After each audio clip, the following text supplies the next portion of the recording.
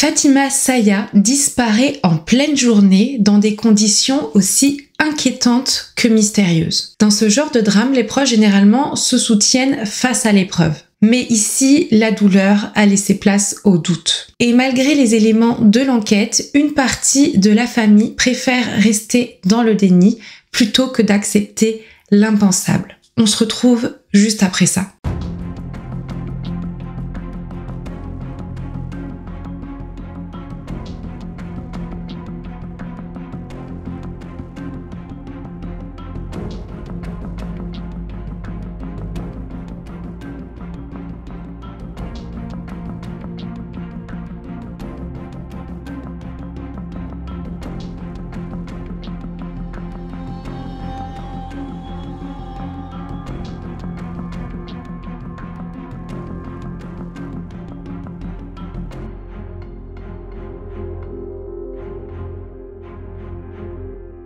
Une petite mise en garde avant de rentrer dans le dossier. Vous allez voir, c'est très long, c'est très complexe.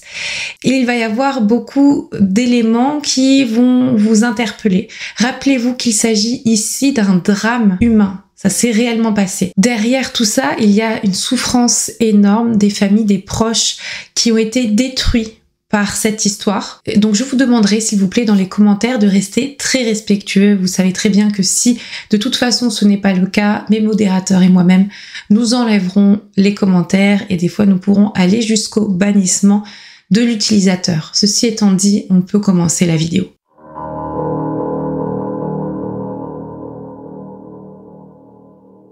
En 2008, Fatima a 20 ans. Elle est née en Algérie dans une famille unie. Un père fonctionnaire, une mère couturière. Tous deux travailleurs, soucieux d'offrir une meilleure vie à leurs enfants, ils quittent leur pays pour s'installer à Marseille, en France. Fatima n'a alors que 16 ans. Très vite, elle s'intègre parfaitement à sa nouvelle vie. Douce, studieuse, affectueuse, elle partage son temps entre les cours, sa famille et Mehdi, son petit ami. Elle a également un frère et une sœur avec qui elle s'entend très bien. D'ailleurs, sa mère décrit une relation fusionnelle avec sa fille qu'elle considérait autant comme une amie que comme son enfant. Par rapport à Mehdi, donc Fatima et Mehdi se rencontrent très vite après l'arrivée de Fatima en France. Ils tombent tous deux amoureux, voilà, c'est un couple de jeunes vraiment plein de projets, tellement que la famille de Mehdi vient demander la main de Fatima à ses parents. Mais cette précipitation, alors qu'elle est encore mineure à ce moment-là, va créer des tensions entre les deux familles. D'ailleurs, de son côté, le père va expliquer qu'il n'aura donné aucune réponse. Il a dit on verra, puis finalement il a jamais répondu à la positive à cette demande. Ils n'ont pas spécialement apprécié la manière de faire et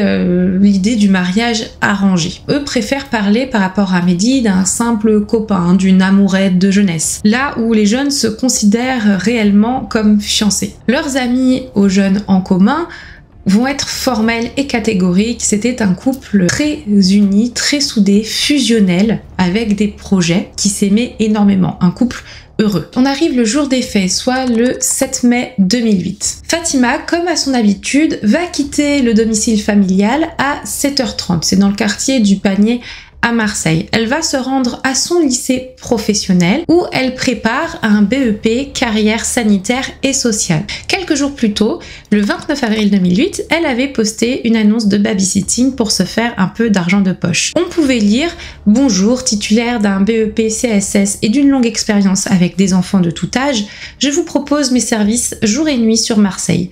Pour me contacter, voici mon numéro de téléphone. Merci. » Ce midi-là, alors qu'elle mange avec deux de ses copines à la cantine, elle va recevoir son premier appel par rapport à l'annonce postée.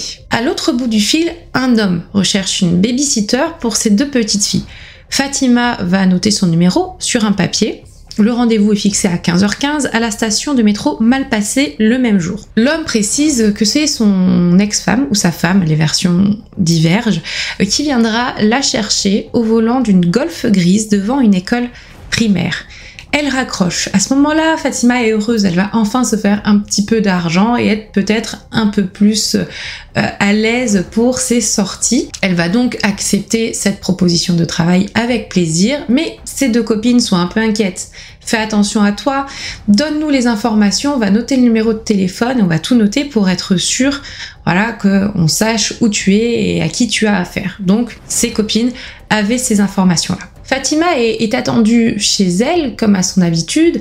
Donc généralement, quand elle ne rentre pas plus tard que 19h. Elle respecte énormément ses parents. Elle fait vraiment en sorte d'être une fille très bien. Et tout le monde la décrit comme ça d'ailleurs. Sa famille, ses proches, ses amis et Mehdi. Sauf que ce soir-là, elle ne rentre pas. Et sa famille n'est pas au courant qu'elle avait ce rendez-vous, puisqu'elle ne les avait pas prévenus.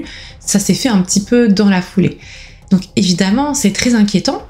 Et sa mère va tout de suite essayer de l'appeler, va lui envoyer des messages, où tu es, qu'est-ce qu'il se passe, et elle n'obtient aucune réponse. Pire, le téléphone semble éteint. Donc évidemment, c'est très inquiétant.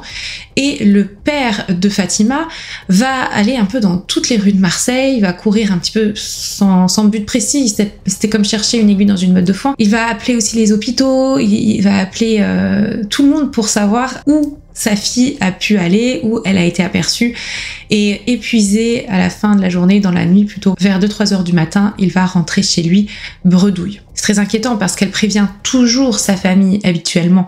Et là, le fait qu'elle ne donne aucune nouvelle, c'est évidemment angoissant. Le lendemain, l'angoisse se transforme en panique. La mère de Fatima se résout à se rendre chez Mehdi, en tout cas en bas de chez Mehdi, afin de lui demander où elle est.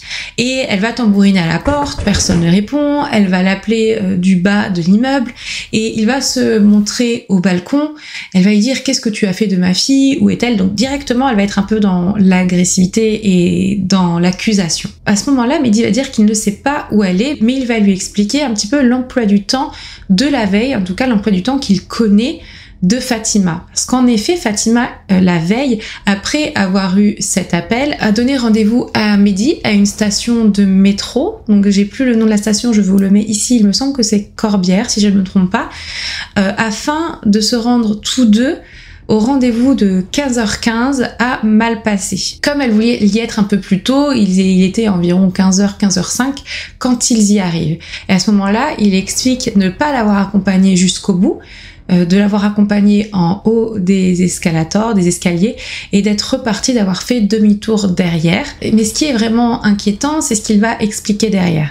C'est qu'environ 2 heures après qu'il l'ait laissée à la station Malpasset, pour qu'elle puisse aller à son rendez-vous de babysitting, il va recevoir un texto assez étrange de la part du portable de Fatima. Il est, je crois, 17h01 lorsqu'il reçoit, je vais vous le lire.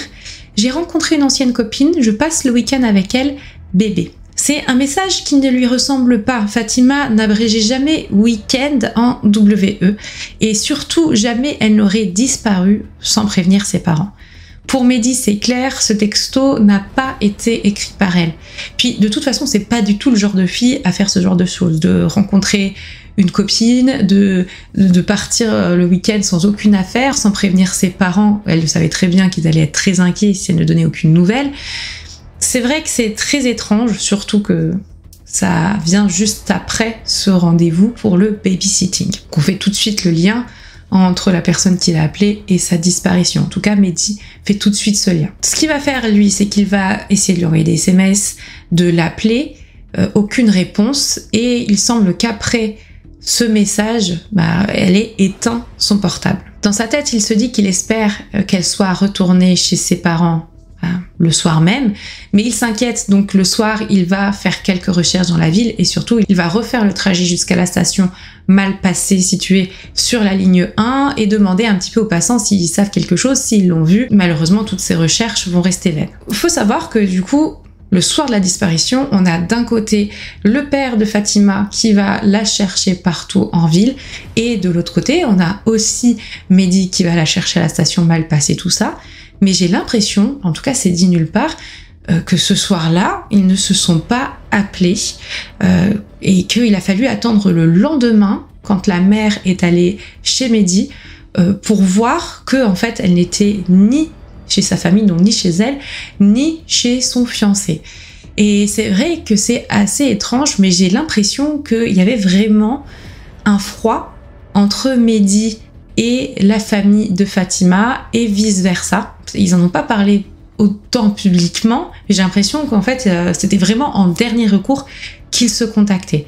Mais soit il me manque une information, soit c'est très étrange qu'il ne se soit pas contacté ni d'un côté ni de l'autre. Lui, en tout cas, comme explication, il va dire qu'il avait peur d'inquiéter sa famille pour rien à ce moment-là. Quoi qu'il en soit, on a la mère de Fatima et Mehdi qui vont se rendre ensemble au commissariat de police pour déclarer la disparition inquiétante, et ça va très rapidement être pris au sérieux puisque Fatima est décrite comme une jeune femme très sérieuse qui avait vraiment une vie stable, équilibrée, n'a jamais fugué ou qui ne va pas à droite à gauche ou part en soirée sans donner de nouvelles. Plus de ça, la jeune femme sur elle n'a ni affaires ni papier, et puis elle n'a pas ses médicaments qu'elle prenait dans le cadre d'une opération qu'elle venait d'avoir à son genou pour une blessure qu'elle avait eue au ski. Et donc, elle avait des difficultés à se mouvoir. Donc c'est vrai que ça rend la chose encore plus inquiétante. Très rapidement, la police va lancer des recherches et faire des vérifications.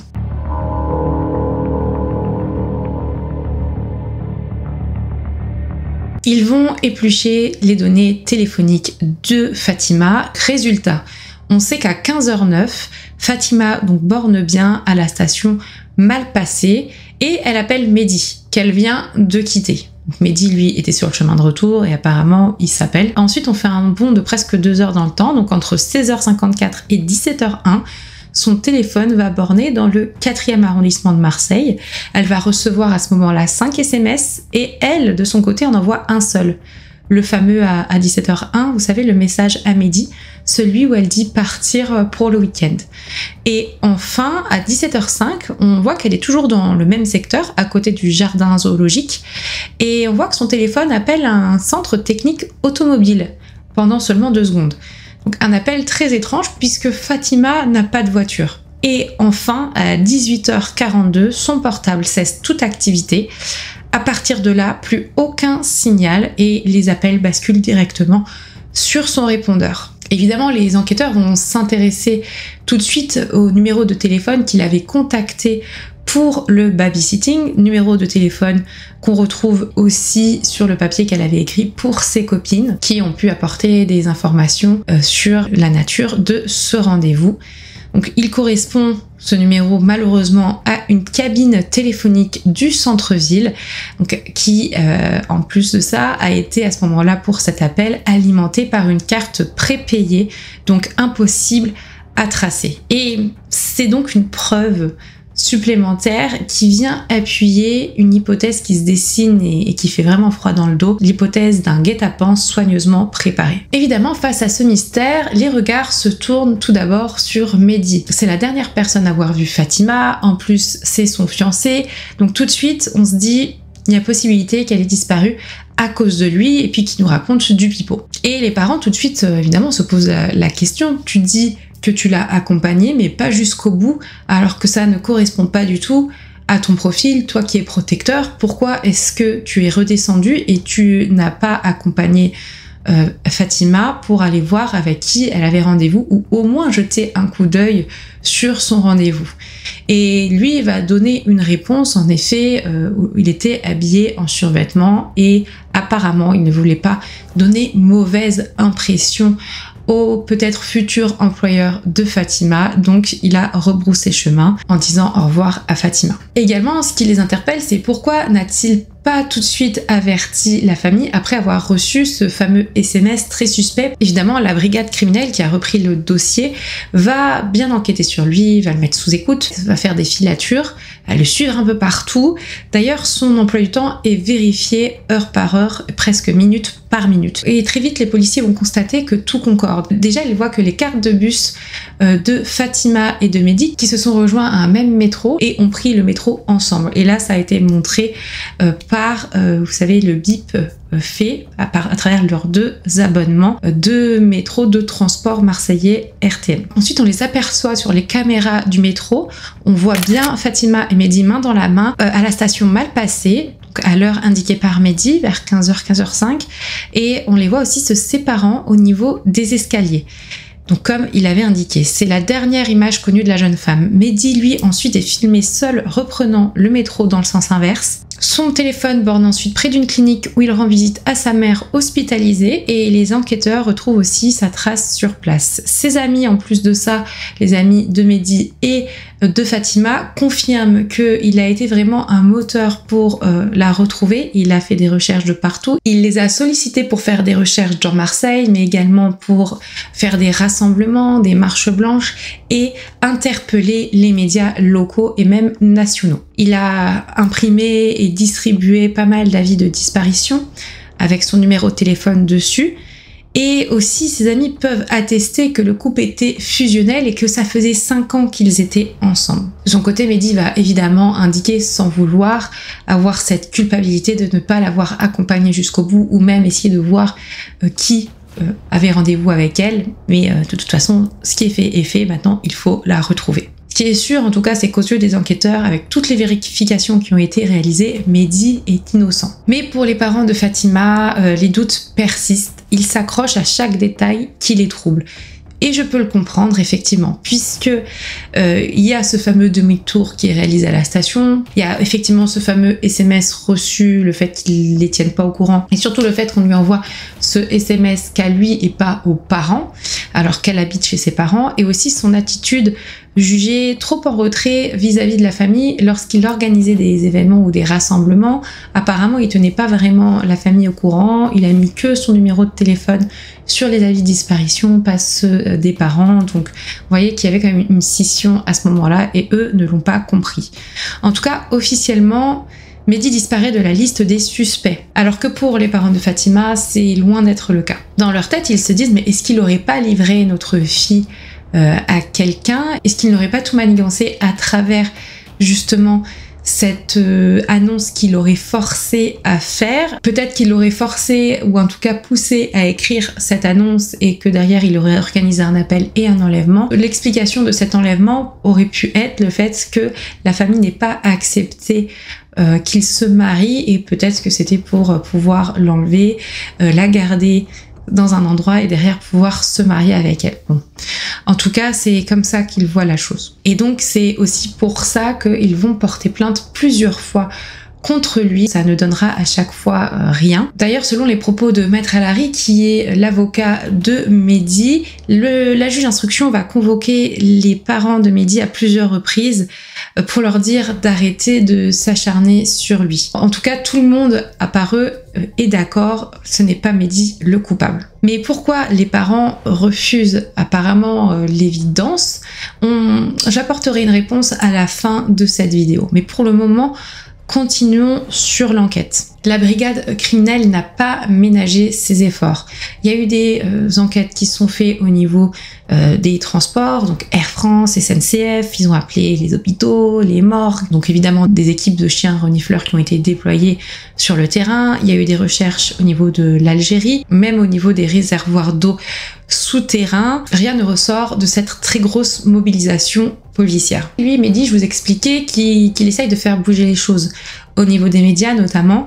Et effectivement, il est vu comme le fiancé qui fait beaucoup de recherches, en tout cas qui est très impliqué pour faire connaître le visage de Fatima au plus grand nombre et faire un appel à témoins en fait, tout simplement. Et il faut savoir que c'est grâce à ce qu'il a réalisé qu'on va avoir des témoignages qui vont être déterminants dans ce dossier, donc ça va porter ses fruits. On a quand même une centaine de témoignages qui vont arriver à l'hôtel de police. Vous savez bien que la plupart ce sont des témoignages un peu bidons, il y a des personnes qui vont un peu raconter n'importe quoi, tout ça, donc tout va être vérifié, même évidemment les radiesthésistes, les médiums qui vont contacter les policiers. À travers ce flot de témoignages qui arrivent, il y en a 2 qui se distinguent et qui sont très importants. Donc ils vont considérablement faire avancer l'enquête. On a 2 témoins qui vont se présenter à la brigade criminelle. La première, c'est une jeune femme qu'on va surnommer Eva, je suis pas sûre que ce soit son vrai prénom. C'était une jeune étudiante. Elle explique qu'elle avait posté également une annonce pour du babysitting, à peu près la même chose, sur le même site que Fatima. Et elle avait reçu un étrange coup de fil qu'elle va décrire. Donc c'est une femme contrairement à Fatima qui va l'appeler, qui a téléphoné pour garder ses enfants. Elle devait passer la soirée avec son mari et c'est son mari qui devait venir la chercher à la station Malpasset, donc la même station où Fatima s'est rendue le jour de sa disparition. Finalement, Emma explique ne pas y être allée au dernier moment. Quand elle a eu la dame au téléphone, elle a senti qu'il y avait quelque chose de pas clair. Elle n'était pas du tout précise, cette dame. Surtout, elle reposait son téléphone, elle posait des questions à quelqu'un qui était à côté. Elle n'était pas sûre d'elle. Elle l'a contacté derrière, tout ça. Donc Eva ne l'a pas senti. Elle s'est pas sentie du tout en sécurité. Et puis quand elle en a parlé à ses proches, ils lui ont dit de pas s'y rendre, que ça sentait mauvais. Et en plus de ça, Eva a essayé d'avoir le nom des personnes, elle a essayé d'avoir l'adresse, et la femme qu'elle a eu au téléphone ne voulait pas lui donner. Puis quand elle a essayé de rappeler le numéro de téléphone, personne ne décrochait. Elle a décidé donc de ne pas s'y rendre, et vous allez voir par la suite ce qu'elle a très certainement bien fait. Donc c'était un rendez-vous à la même heure que Fatima, à la même station, donc tout de suite, évidemment, ça interpelle. On se dit, pourquoi est-ce qu'à ce moment-là, c'est une femme qui a contacté Eva et pas un homme? Et on va avoir un début de réponse quelques jours après ce témoignage. En effet, on a une femme d'un certain âge, je crois qu'elle avait plus de 50 ans à ce moment-là, qui s'appelle Suzy, qui va se présenter au commissariat. Et donc Suzy, c'est une mendiante qui est une ex-chef d'entreprise qui traîne autour de la gare Saint-Charles en plein centre-ville. Elle va au commissariat et elle explique que 2-3 jours avant la disparition de Fatima, il y a quelque chose d'assez étrange qui lui est arrivé. En fait, il y a un individu qui l'a interpellée à la gare Saint-Charles. Il lui a demandé que contre un billet de 5 ou 10 euros, elle pouvait appeler une liste qu'il allait lui donner de numéros pour se faire passer pour sa femme. En fait, il lui a dit, c'est pour du babysitting, mais j'ai peur que les jeunes femmes ne me fassent pas confiance si elles voient que c'est un homme qui appelle, donc est-ce que vous pouvez vous faire passer pour ma femme, comme ça les met en confiance. Donc Suzy voit pas trop le mal à ce moment-là, elle se dit ok, un petit billet de 5-10 euros, c'est toujours ça de prix. Bon, elle n'a pas de téléphone à ce moment-là, de téléphone portable, Suzy, donc ils vont passer par la cabine téléphonique. À ce moment-là, il lui fournit une carte prépayée et il lui donne cette liste de numéros de téléphone manuscrite. Et elle va téléphoner à 3 jeunes filles. La première ne va pas répondre. La deuxième explique, refuse tout simplement parce que ça correspond pas à ce qu'elle cherche. La troisième accepte et donc il est donné et convenu un rendez-vous à Malpasset au niveau de l'école. Et à cette troisième personne, c'est Eva qui finalement aura pris la bonne décision de rester chez elle. Est-ce qu'on peut faire confiance à Suzy? Comment est-ce qu'on est sûr que ce qu'elle raconte est vrai? Donc tout simplement, les enquêteurs vont retrouver les numéros de téléphone dont Suzy a parlé dans le registre téléphonique de cette cabine et ils vont appeler les 3 numéros de téléphone aux horaires indiqués par Suzy et les 3 jeunes femmes vont confirmer la version de Suzy. Et c'est 2 jours après que Fatima va disparaître après avoir un rendez-vous à la station Malpasset. Donc il faut savoir que ce n'est pas depuis cette cabine téléphonique que l'homme aurait appelé Fatima, mais en tout cas il est vrai que le mode opératoire ressemble beaucoup, sauf que pour Fatima c'est l'homme directement qui l'a appelé. Pour les enquêteurs c'est clair, au vu du mode opératoire, il s'agit de la même personne qui a fait appeler ces 3 jeunes femmes que celui qui avait rendez-vous avec Fatima. Alors en plus de ça, même si c'est lui qui l'a appelé directement, il a un peu inventé une combine comme quoi c'était sa femme qui allait le chercher, histoire de la rassurer, j'imagine bien. Mais pourquoi est-ce qu'il n'a pas fait le même stratagème? Tout simplement parce que, selon les enquêteurs, du fait que Eva ne se soit pas présentée, il a absolument cherché derrière rapidement une victime et s'est tombé sur la pauvre Fatima. Et au vu de sa manière de procéder, les enquêteurs se posent la question, est-ce qu'ils ont affaire à un criminel chevronné? Et aussi, tout simplement, comment l'identifier? Parce que Suzy va donner une description de cet homme, ils vont faire un portrait robot, mais ça reste que trop vague, puisqu'en fait il ressemble un peu à monsieur tout le monde. Elle va le décrire comme un homme de 40-45 ans, d'environ 1m75, brun, typé méditerranéen, mince, passe-partout. Des jours, des semaines, des mois passent, on n'a aucune piste concernant cet homme qu'on relie tout de suite à la disparition de Fatima.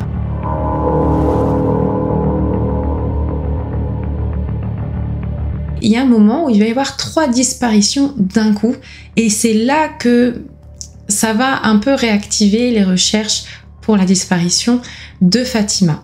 Donc on a 3 disparitions qui arrivent à l'automne 2008, donc quelques mois après la disparition de la jeune étudiante. Mais vous allez voir qu'on passe d'un mode opératoire à un autre et surtout d'un profil de victime à un autre. Les 3 jeunes femmes qui vont disparaître sont des prostituées, donc elles ne se connaissent pas entre elles, elles font partie de différents quartiers, mais donc ça n'a rien à voir effectivement avec le profil de Fatima. Pour le profil des victimes, la première disparue s'appelle Irina, elle est d'origine russe et elle disparaît le 5 octobre 2008 vers 23h près du boulevard Sakakini. Ensuite, on a Christina qui, elle, disparaît une vingtaine de jours après, qui est roumaine et elle ne donne plus aucune nouvelle après le 22 octobre 2008 alors qu'elle travaillait sur l'avenue du Prado vers 20h.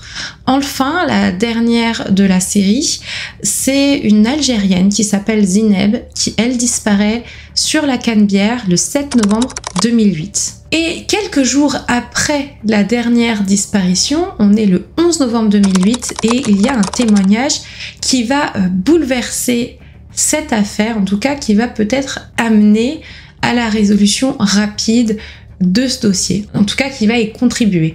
C'est le témoignage d'une dénommée Soumia, qui elle aussi est une fille de joie, qui va expliquer aux enquêteurs ce qu'elle décrit comme une nuit d'horreur avec un client régulier.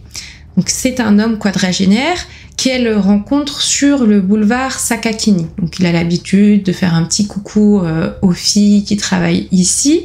Donc boulevard Sakakini, je ne sais pas si vous avez retenu, mais c'est le lieu où a disparu Irina. Et donc il a l'habitude de venir, de faire un petit coucou, d'être très courtois, comment ça va, comment se passe la soirée. Et cette fois-ci, à Soumia, il va lui proposer une somme inhabituelle pour Marseille et pour ce type de prestation, on va dire 900 € pour une passe.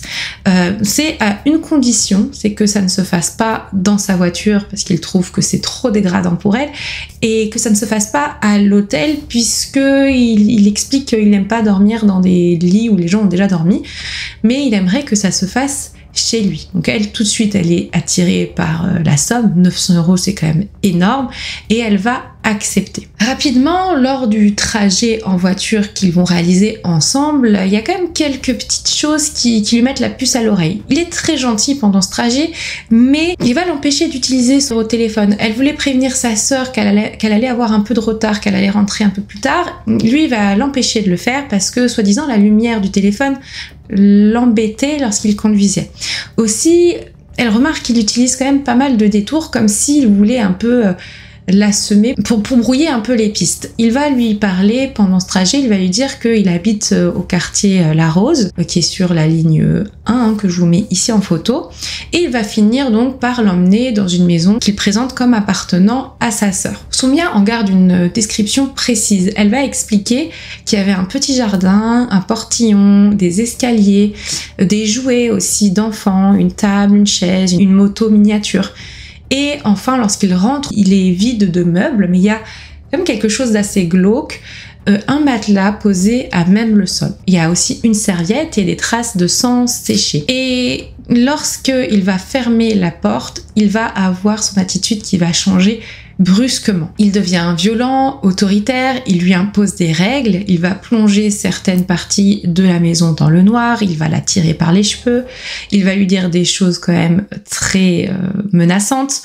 Je cite, ici c'est chez moi, tu fermes ta gueule, tu ne parles pas, moi je suis le patron, toi tu es un chien. Il la traîne jusque dans la cuisine, la frappe, cogne sa tête contre les murs, menace de lui couper les oreilles si elle n'enlève pas rapidement ses boucles d'oreilles, parce qu'apparemment il avait un problème selon ce qu'il lui a rapporté avec les femmes qui avaient trop de bijoux, qui s'apprêtaient trop, enfin il les préférait sans tout ça. Et le calvaire dure des heures, je vais pas rentrer dans les détails, mais à un moment il va la conduire dans la salle de bain, un peu pour la mettre en garde. Il lui dit, en ouvrant la porte et en la prévenant, ne crie pas. Et Soumia aurait vu, selon ce qu'elle dit, dans la baignoire, une femme blonde, les yeux levés vers le ciel, inanimée, très certainement morte. L'homme explique alors, ce n'est pas la première ni la deuxième. Soumia comprend très vite qu'elle risque sa vie, alors elle va changer de stratégie. Elle va essayer de rentrer dans son jeu, d'être gentille, de le flatter, de se montrer docile et de répondre à ses ordres en se rabaissant. Elle pense que c'est ça qui lui a sauvé la vie parce qu'en effet, il va lui laisser la vie sauve. Il va la relâcher vers 3h du matin. Plus précisément, il va la raccompagner là où il l'a récupérée à 3h du matin. Soumya va décrire cet homme comme étant typé méditerranéen de 45-55 ans, un profil qui correspond à l'homme décrit par Suzy dans le cadre des appels de babysitting. Les enquêteurs vont continuer leurs investigations dans le cas de la disparition de ces 3 femmes et ils vont retracer la puce téléphonique d'Irina, l'une des victimes disparues, donc ils vont découvrir qu'elle a utilisé sa puce après sa disparition dans un boîtier téléphonique qui ne lui appartient pas. Et l'un d'eux est entre les mains d'un homme prénommé Saïf. Lui, il va être placé directement en garde à vue et il va se rappeler qu'en effet, il y a quelque temps, il a prêté son boîtier à un homme mystérieux contre un billet de 10. Et bon, ça me fait penser ce type d'échange de service rapide à celui effectivement que Suzy avait eu aussi. Je te donne un billet de 5-10 euros et tu appelles pour moi, tu te fais passer pour ma femme et là c'est bon, tu me prêtes ton portable et je mets ma puce dedans, voilà. Donc ça me fait penser à ce type de service-là. En tout cas, il se rappelle de l'homme puisque en fait c'est quelqu'un qu'il a l'habitude de voir dans le quartier. Les enquêteurs le croient, ils le laissent sortir de garde à vue. Là, on se croirait dans l'écriture d'un scénario d'un film avec peu d'imagination, quoi. C'est-à-dire que ça n'arrive jamais, en tout cas très rarement dans la vraie vie. Il sort de garde à vue concernant justement cette affaire-là et il tombe nez à nez avec l'homme qui lui a demandé son boîtier pour mettre cette carte SIM qui appartenait à Irina. Et donc il va l'interpeller et cet homme va se mettre à courir. Une course-poursuite s'engage. À un moment donné, Saïf va tomber sur un policier municipal et au fur et à mesure, ils vont réussir à interpeller cet homme-là. Et son identité tombe, il s'agit de Patrick Salamé, un homme de 51 ans. Nous sommes le 12 novembre 2008. Soumya n'a aucun doute, elle le reconnaît, c'est cet homme qui lui a fait vivre un calvaire.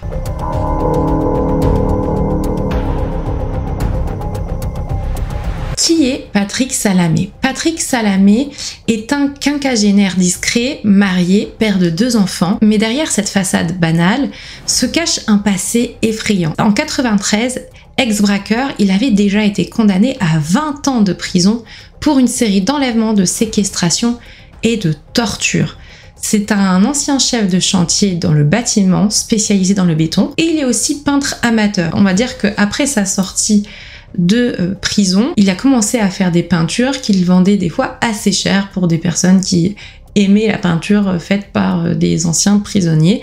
En tout cas, ces toiles sont sombres, sont troublantes et représentaient quelquefois des femmes ligotées et bâillonnées, une créativité inquiétante qui prend un tout autre sens à la lumière de l'enquête. La famille Salamé possède plusieurs logements dans Marseille.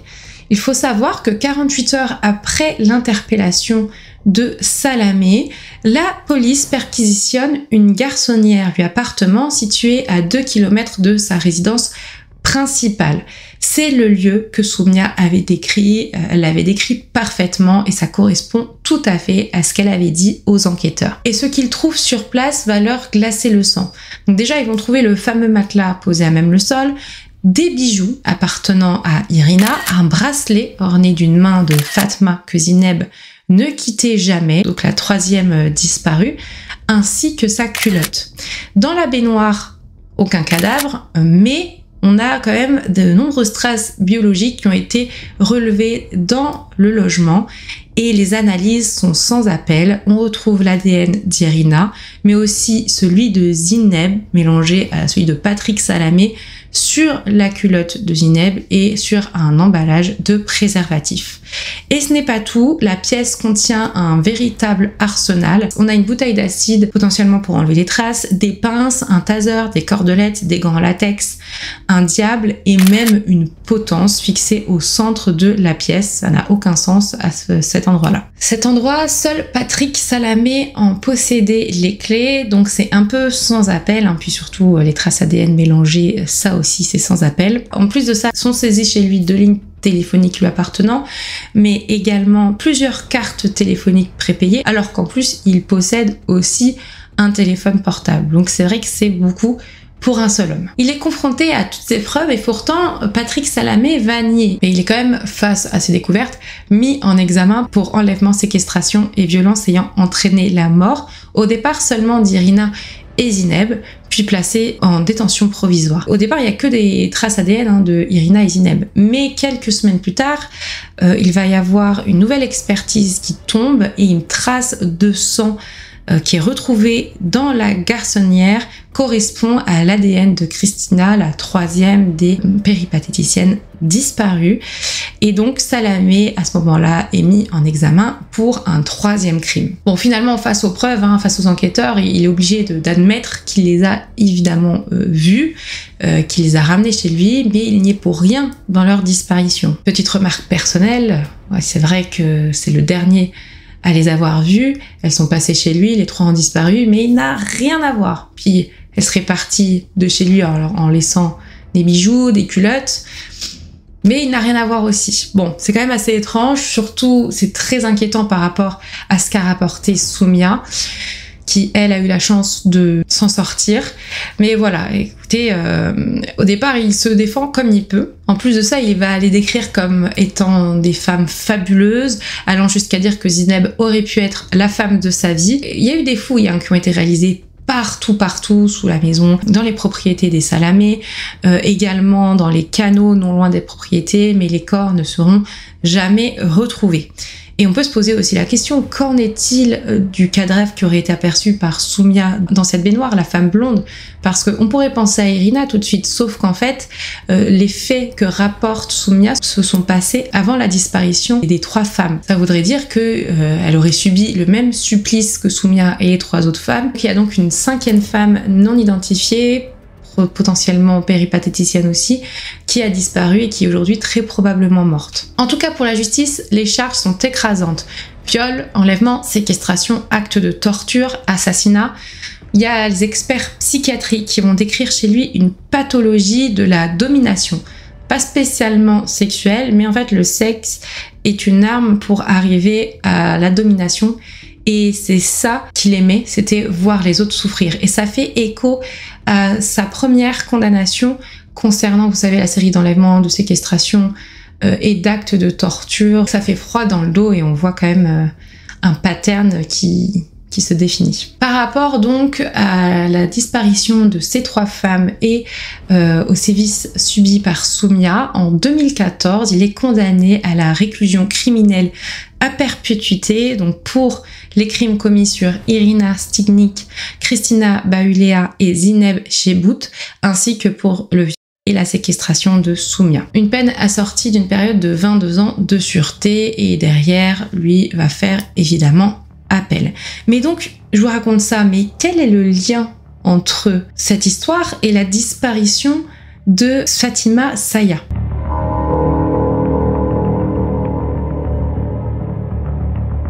Évidemment, dans la tête des enquêteurs, ils vont faire un lien. C'est quand même bizarre, même si les profils sont complètement différents et il semble aussi que les modes opératoires sont différents, on va vérifier. En plus de ça, Fatima a disparu 5 mois avant les 3 autres femmes. Donc c'est vrai que on pourrait se poser la question, pourquoi est-ce qu'ils ont pensé à lui? En tout cas, ils ont fait le rapprochement et ils ont réalisé des vérifications quant à Patrick Salamé et Fatima Saya et la possibilité que cet homme soit celui qui a enlevé Fatima. La première vérification se fait auprès de Suzy. Donc Suzy qui a bien vu, qui a même échangé avec l'homme qui aurait enlevé Fatima. Il y a un tapissage qui va être réalisé et vous savez, je vous mets en photo, Patrick Salamé porte le numéro 3 et effectivement elle est censée parmi plusieurs personnes reconnaître Patrick Salamé si il est bien cet homme-là, cet homme qui a passé les appels. Sauf que bon, une première fois, elle ne le reconnaît pas. Mais les fois d'après, non plus. C'est simplement 6 mois plus tard qu'elle va le reconnaître finalement. Elle va dire, oui, c'est cet homme qui m'a donné la liste des appels à effectuer. Mais c'est vrai que du coup, c'est assez instable puisque les premières fois, elle ne l'a pas reconnu et qu'elle l'a reconnu que 6 mois plus tard. Ça tout seul, ça aurait jamais tenu devant une cour d'assises, clairement. Mais pour les enquêteurs, c'est une pièce d'un puzzle bien plus grand. Et il y a un élément qui va surgir et qui pour moi va un peu condamner Patrick Salamé, c'est le titre de transport, l'abonnement RTM de Patrick Salamé. Donc vous savez, le fameux abonnement pour le réseau de transport marseillais. Cette carte, comme on avait réussi à le faire pour Mehdi et Fatima, permet de suivre les déplacements de cet homme et on découvre qu'il l'a utilisé le 3 mai 2008, soit 4 jours avant la disparition de Fatima. Il est 18h27, Salamé valide son trajet à la station La Rose sur la ligne 1, donc c'est là qu'il avait dit habiter, hein, souvenez-vous, direction centre-ville. Et là, 40 minutes plus tard, on retrouve sa trace, donc c'est logique au niveau du timing, à la sortie du métro Canebière. Et à partir de 19h, à côté de ça, dans un cybercafé situé à 6 minutes à pied de ce métro-là, sont consultées des propositions de garde d'enfants sur le site où Fatima avait posté son annonce. Tout colle, en tout cas, avec un trajet qu'aurait pu effectuer Patrick Salamé, que ce soit son heure de départ, son heure d'arrivée à la Canebière et ensuite le temps de marche vers le cybercafé. Et au niveau des sites consultés, on voit qu'il y a eu 5 connexions qui se suivent. Une première au Centre régional d'information de jeunesse provinciale. Ensuite, les pages générales de recherche de garde d'enfants ont été regardées. Et enfin, 4 fiches sont consultées. Et dans ces 4 fiches de proposition de babysitting, il y a la fiche d'Eva. Vous vous rappelez, celle qui a échappé du coup très certainement à un enlèvement. Elle avait rendez-vous à Malpasset, tout ça. Suzy l'a contactée 2 jours après il y a eu cette consultation de la fiche d'Eva. Et aussi, en même temps, il y a la fiche de Fatima qui a été consultée. Et pourquoi est-ce que tout de suite on fait le lien? Tout simplement parce que c'est la seule fois où la fiche de Fatima a été consultée et quelques jours plus tard, elle disparaît. Sachant qu'entre-temps, Eva aussi avait été contactée, mais qu'elle ne s'est pas rendue à son rendez-vous à la station Malpasset, contrairement à Fatima. Puis, il y a encore un autre fait qui intrigue les enquêteurs sur Patrick Salamé. Tout simplement, avant son arrestation, alors que tout le monde cherchait Fatima et qu'on avait ce fameux portrait robot dressé par Suzy, il a fait une demande en urgence de passeport pour quitter la France. Objectif affiché, quitter le territoire français pour travailler à l'étranger. Puis finalement, il va y renoncer. Mais c'est vrai que c'est quand même très surprenant, et même pour sa famille à lui, puisqu'en fait, il ne parle que le français, parce qu'il ne parle ni l'arabe, ni l'anglais.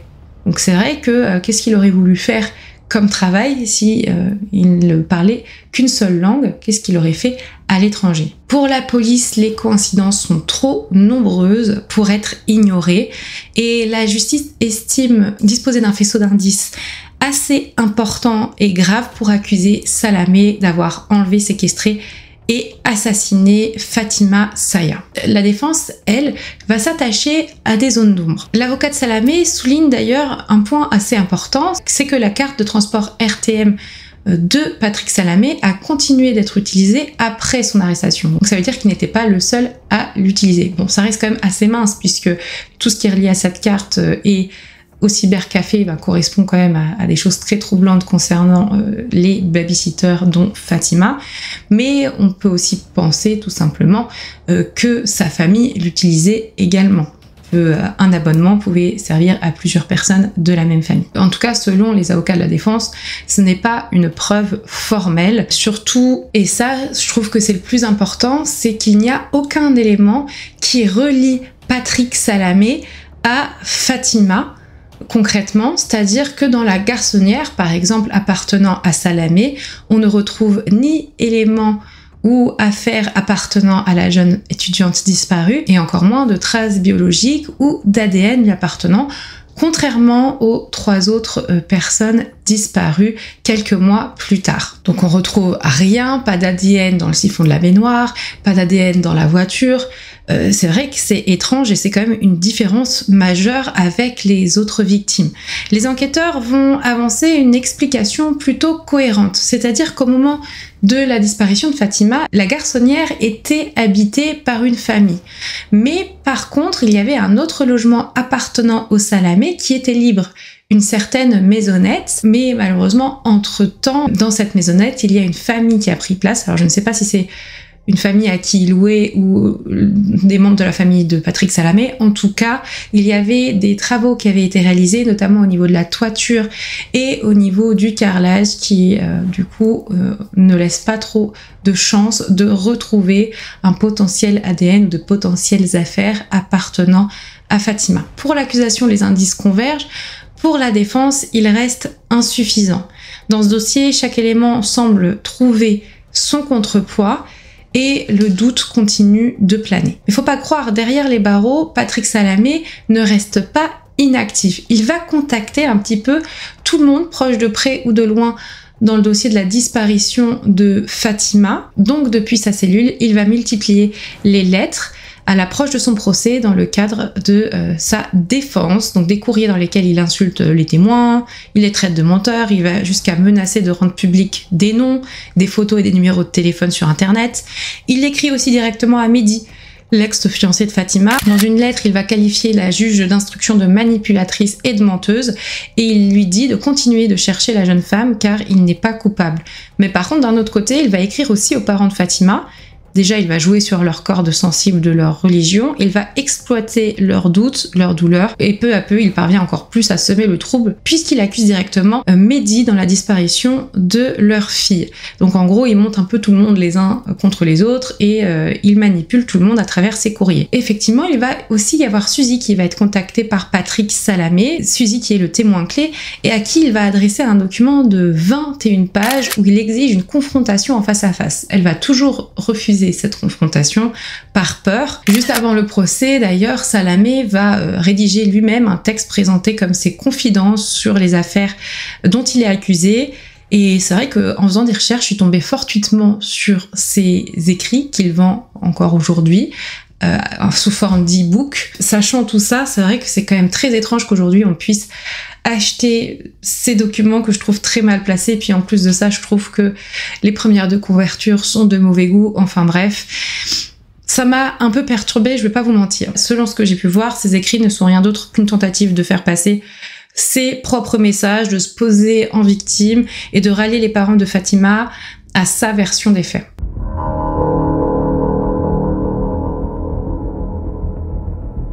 En octobre 2015, l'affaire arrive enfin devant la cour d'assises des Bouches-du-Rhône. C'est un dossier colossal. Il y a plus de 14 000 pages, une journée entière d'ailleurs d'audience est dédiée, consacrée à désamorcer les tensions entre Mehdi et les parents de Fatima, qui sont très sûrs d'eux sur le fait qu'ils soient coupables dans la disparition de leur fille, et les magistrats vont réexpliquer point par point pourquoi aucune charge ne pèse contre lui. De son côté, Mehdi, interrogé et même devant les caméras, va expliquer qu'il n'en veut vraiment pas à ses parents, qu'il comprend encore une fois leur douleur et qu'ils ont besoin de trouver un responsable. Vous comprenez la famille ?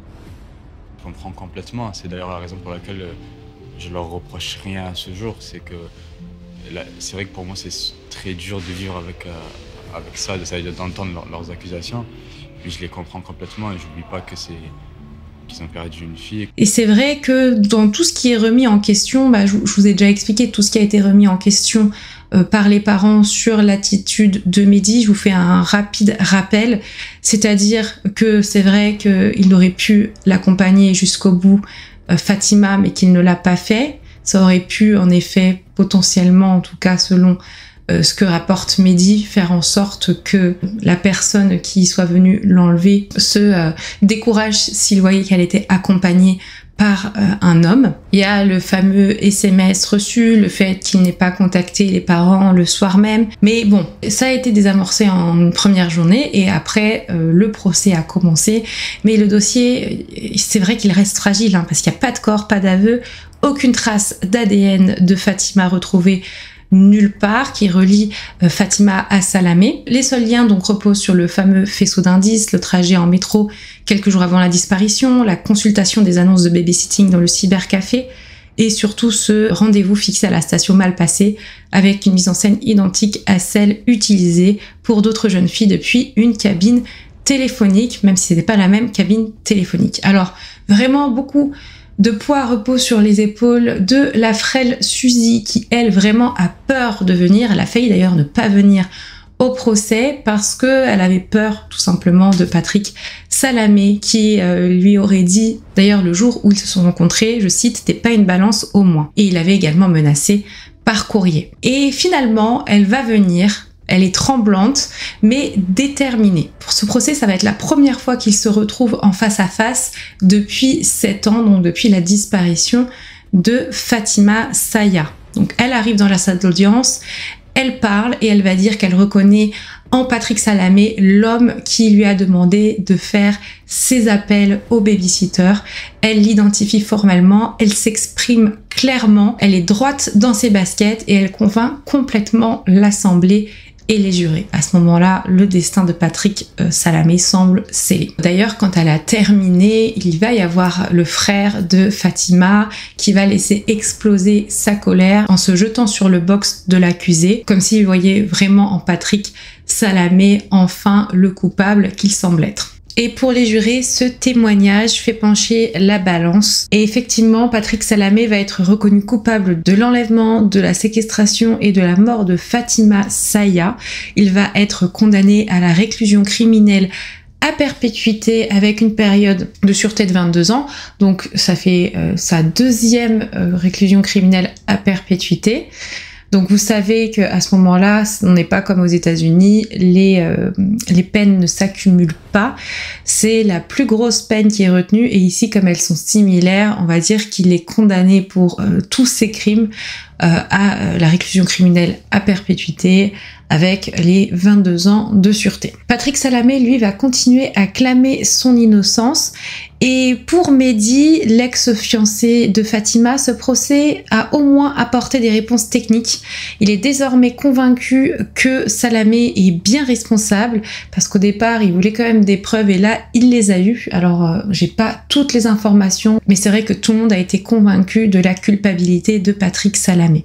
Après, il y a quand même une blessure qui demeure, bien évidemment, puisque le corps de Fatima n'a jamais été retrouvé. Bien évidemment, Patrick Salamé fait appel, mais comme il a fait appel pour ces deux procès dans un laps de temps assez proche, il y aura un seul procès en appel pour tous les crimes dont il est accusé, qui se fera en avril 2016. À ce moment-là, il a 59 ans et il va être reconnu coupable à nouveau pour tous les faits qui lui sont reprochés. La peine reste donc la même, réclusion criminelle à perpétuité, 22 ans de sûreté.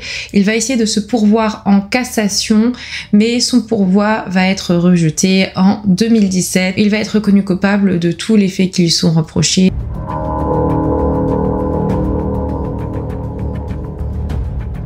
Vous savez, je vous avais posé cette question. Pourquoi il est dur pour la famille d'accepter cette vérité judiciaire pour les parents de Fatima, parce que eux, ils ont quand même du mal encore à voir en Patrick Salamé le coupable de l'enlèvement de leur fille Fatima. Tout simplement, c'est à cause de l'horreur des crimes réalisés par Patrick Salamé. Mais il y a aussi le profil des 3 autres victimes, je pense.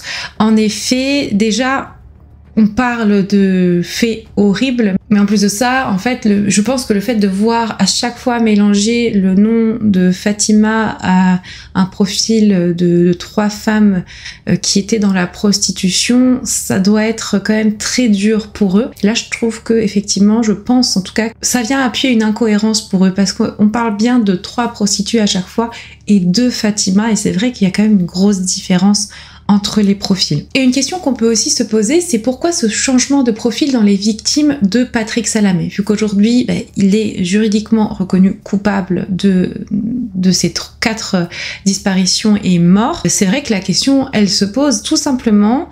Il y a une explication qui a été donnée et que je trouve plutôt cohérente. C'est-à-dire que lors de la première disparition, juste après, il y a eu une grosse mobilisation.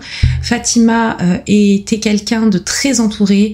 Elle avait une très bonne relation avec sa famille, avec Mehdi. Elle avait beaucoup d'amis. Et bien évidemment, quand elle disparaît, elle ne disparaît pas dans l'indifférence générale. Donc il y a eu beaucoup de tumulte autour de sa disparition. Ça a été extrêmement médiatisé. Et on pense donc que Patrick Salamé a compris l'ampleur de s'attaquer à un profil tel que Fatima et qu'il a voulu s'orienter vers des femmes qui étaient un peu plus marginalisées. Généralement, en plus de ça, donc ce sont des femmes qui sont étrangères, leur famille n'est pas dans la même ville et certaines fois même pas dans le même pays qu'elles. Et effectivement, leur disparition qui se déroule la nuit est peut-être un peu moins vite remarquée qu'une disparition d'un profil tel que Fatima. C'est vrai que ce sont des victimes que la société a parfois tendance à oublier, mais j'aimerais ici qu'on arrête de les voir simplement comme des prostituées. C'est vrai qu'elles étaient beaucoup plus que ça. Alors j'ai pas réussi à trouver beaucoup d'informations sur elles, mais on sait de toute façon que c'était des filles, très certainement des sœurs, des mères. Et une petite information par exemple pour Irina. Irina était mère de 2 filles. Elle discutait avec elles tous les jours sur Skype. Ces 2 filles étaient restées en Ukraine. Et dites-vous, c'est super dur pour les proches de ces femmes, et notamment donc pour ces 2 filles qui ont appris plein d'informations d'un coup parce qu'elles étaient persuadées que leur mère était restauratrice à Marseille. Donc elles vont apprendre déjà que ce n'était pas le cas, qu'elle était péripatéticienne et qu'en plus de ça, très certainement, elle le faisait pour pouvoir assurer un meilleur avenir financier à ses filles, et en plus qu'elle a disparu et a été la victime de celui qu'on a surnommé et qu'on surnomme encore aujourd'hui le Jack l'Éventreur de Marseille. Mais une question reste sans réponse, où sont passées toutes ces femmes, ou en tout cas où sont leurs corps? Jamais aucun corps n'a été retrouvé, et il y a une hypothèse qui est redoutée mais dont tout le monde pense évidemment lorsqu'on pense au profil de Patrick Salamé. On sait qu'il était ancien chef de chantier spécialisé dans le bétonnage, et on peut s'imaginer comment il a pu les faire disparaître à tout jamais, tout simplement, potentiellement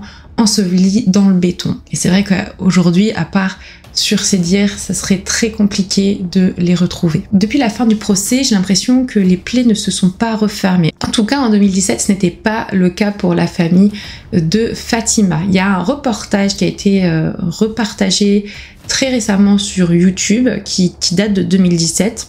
De ce que j'ai pu comprendre. Et c'est un reportage qui donne la parole à la famille de Fatima, mais aussi à la sœur de Patrick Salamé, qui elle est persuadée de l'innocence de son frère dans tout ça.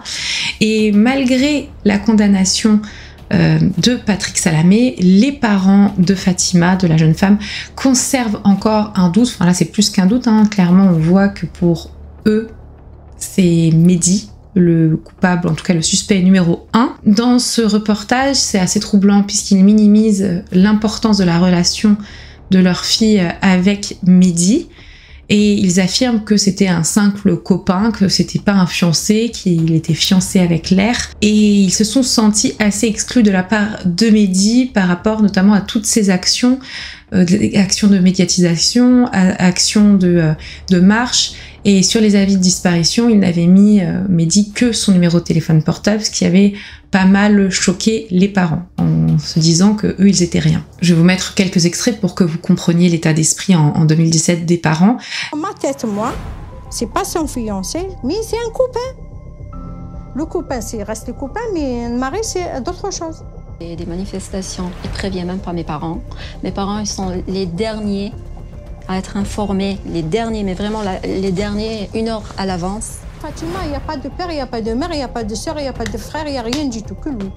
On est absent de tout ça. Il s'est fait afficher sur les médias, il s'est fait bien médiatiser, qu'en quoi c'est lui qui cherche Fatima, l'amoureux qui cherche sa petite copine.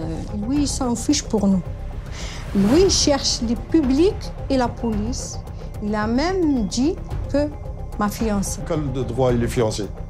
Est-ce qu'on lui a donné la main de notre vie? Non. Comment il est fiancé? Il est fiancé avec Lair. J'ai parlé à plusieurs reprises aux enquêteurs que c'est Mehdi, le suspect. On a déposé à plusieurs reprises des plaintes et ils n'ont pas pris nos paroles en considération. Je ne sais pas pourquoi. En PV ou plus, il n'y a pas une page qui parle de nous. C'est pas étonnant. Comme si cette fille n'a pas de parents. Mais dans ce même reportage, c'est vrai qu'on va apprendre des choses que je n'avais pas vues avant de la mère de Fatima, et c'est vrai que je me pose des questions sur ça, sur ces détails. Vous savez, le lendemain de la disparition, la mère de Fatima va à la rencontre de Mehdi et lui demande « Qu'est-ce que t'as fait de ma fille? Où est-ce qu'elle est ?» Et apparemment, Déjà, quand il l'aurait vue de haut à la fenêtre, il aurait soulevé les épaules comme ça, comme s'il s'en fichait. Puis surtout, il lui aurait dit « Tu ne reverras jamais ta fille, elle a été enlevée par des Roms. » Alors, je ne sais pas si c'est réel ce qu'elle a dit, puisque en fait, ça n'a pas été écrit dans un PV par les policiers. Apparemment, elle n'aurait pas été assez écoutée par les policiers. Bon, je sais pas. Ce qui est sûr, en tout cas, c'est que dans ce reportage, Mehdi ne va pas s'exprimer. Il va laisser Maître Alary parler à sa place, le représenter. Mais c'est troublant, je vous le répète, puisque on voit à quel point ils sont restés prisonniers du doute, malgré le fait qu'on leur ait apporté des preuves que Mehdi soit innocent. Et on a trouvé aussi un coupable. Et c'est vrai, on voit l'évolution. Au début, dans les médias, on voit des photos, ils sont tous les trois, on les voit discuter, on voit la mère dire « s'il te plaît, continue à chercher ma fille ». Et on voit qu'au fur et à mesure du temps, je pense, sous l'influence des lettres de Patrick Salamé et de leurs propres doutes, il y a une fracture qui s'est installée. Peut-être effectivement que la mère de Fatima s'est accrochée à une autre version, elle s'est peut-être persuadée de ce qu'elle aurait entendu, de ce qu'aurait dit Mehdi, même si c'est vrai que si c'est réel ce qu'il a dit, ça pose question. Moi je pense qu'elle s'est peut-être convaincue de ça parce que il vaut mieux croire sa fille encore vivante quelque part, plutôt évidemment que d'accepter l'horreur. On le voit puisque à un moment la sœur de Fatima va s'exprimer dans ce reportage et va dire qu'elle pense, elle ressent sa sœur encore en vie quelque part parce qu'elle a ce lien fusionnel avec sa sœur. Et moi j'espère qu'elle dit vrai, mais c'est vrai que tous les éléments qui ont été rapportés, toutes les années d'enquête prouvent quand même malheureusement que il y a peu de chances que ce soit le cas. Et on peut aussi penser que la famille n'avait pas pleinement mesuré l'importance de Mehdi dans la vie de Fatima, ou peut-être qu'il ne l'acceptait pas. Peut-être qu'il se rendait pas compte que Fatima avait envie de s'émanciper petit à petit, d'avoir sa vie de femme, de commencer à avoir des petits boulots pour pouvoir s'assumer financièrement, pour derrière faire des choix dont il n'était pas au courant, faire sa vie, puisque c'est vrai qu'il n'était pas au courant de tout finalement, et peut-être qu'ils avaient du mal à accepter que l'oiseau quitte le nid dans ces conditions surtout, et puis que la place grandissante de Mehdi dans la vie de Fatima avait pu finalement les heurter. Peut-être qu'ils se sont sentis vraiment mis de côté, et inconsciemment ils en ont peut-être voulu à Mehdi. Ça c'est vraiment une interprétation personnelle. Il faut savoir que depuis ce reportage, il me semble, de ce que j'ai vu, j'ai pas la vérification, j'ai pas trouvé l'information officielle, mais il y a plusieurs personnes qui disent que le père de Fatima est décédé il y a quelques temps maintenant, peut-être 2-3 ans, en Algérie. Donc si c'est le cas, paix à son âme, vraiment. J'espère qu'il a pu trouver les réponses à ces questions, là où il est. Il y a plusieurs commentaires dans les vidéos qui ont été repostées sur YouTube concernant cette disparition. Des fois, je trouve que les gens ne mesurent pas assez leurs propos, et c'est très dangereux puisqu'on voit qu'il y a quand même des proches qui continuent à regarder et les commentaires et les vidéos évidemment. Donc il y a pas mal de commentaires qui continuent d'accuser Mehdi, parce qu'ils entendent que la version finalement des parents dans ce reportage, alors qu'il y a quand même des réponses qui leur sont apportées plus précises au fur et à mesure des années. Et il y a aussi évidemment donc, ceux qui soutiennent Mehdi, ou il y a encore ceux qui dénigrent un peu les parents, alors que comme le dit l'avocat des parents, on peut pas leur en vouloir d'avoir leur propre vérité et de penser que c'est la bonne vérité, parce que celle qu'on leur propose est tout bonnement horrible. Vous voyez ? Après, c'est vrai que j'espère que Mehdi à côté n'en pâtit plus trop aujourd'hui, puis qu'il a pu, autant que faire se peut, continuer sa vie. Il y a quand même beaucoup de gens qui vont aller jusqu'à l'accuser de coupable, le comparant à Jonathan Daval. Vous savez, cet homme qui recherchait sa compagne, en tout cas qui était dans tous les médias, éploré, même soutenu par les parents de la disparue, alors que finalement il avait fini par avouer que c'était lui qui l'avait tué. Il y a aussi beaucoup de commentaires qui sont très touchants de personnes qui ont connu à l'époque Fatima, et tous sont unanimes concernant sa douceur, sa bienveillance, sa gentillesse, donc ça fait du bien à lire. Je pense aussi pour les familles, mais c'est très triste parce que on se rend compte qu'il s'agissait quand même d'une personne qui avait l'avenir devant elle, et du jour au lendemain, tout a basculé pour elle. Puis plus récemment, il y a un commentaire, très récemment, c'est-à-dire le mois dernier, qui a été laissé par la fille d'une des victimes de Patrick Salamé. donc une des femmes dont le corps n'a pas été retrouvé, et elle fait carrément appel aux autres familles à travers ce commentaire pour s'unir et tenter ensemble de retrouver les corps de ces femmes disparues, dont celui de sa mère et évidemment dont celui de Fatima. Aujourd'hui, l'affaire Fatima Saya reste une des plus complexes puisqu'il n'existe pas de preuves matérielles irréfutables reliant Salamé à elle, mais un faisceau d'indices graves et concordants suffisants pour la justice. Alors que reste-t-il après tout ce que je viens de vous dire qui est quand même assez long? L'espoir que la famille ait trouvé la paix, que Mehdi ait pu tourner une page et surtout la mémoire des victimes reconnues de cet homme sadique. Mais je me suis posé une ultime question qui plane encore comme une ombre au-dessus de cette affaire. Est-ce que Fatima et les 3 autres jeunes femmes ne sont finalement que la partie émergée de l'iceberg? Qu'en est-il de cette mystérieuse femme blonde que Soumia avait vue très certainement décédée, vous savez, dans la garçonnière, dans la baignoire de Salamé? Est-ce qu'il s'agit ici d'une autre victime, sachant qu'aujourd'hui Patrick Salamé est officiellement reconnu comme tueur en série? Combien de victimes a-t-il réellement fait disparaître? Les procès ont rendu des verdicts, mais l'absence des corps laisse un silence plus lourd que toutes les condamnations.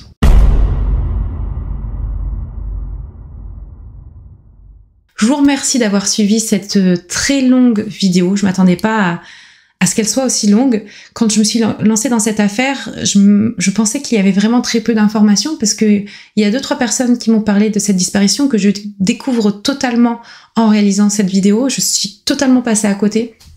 Je trouve que c'est fou comme histoire.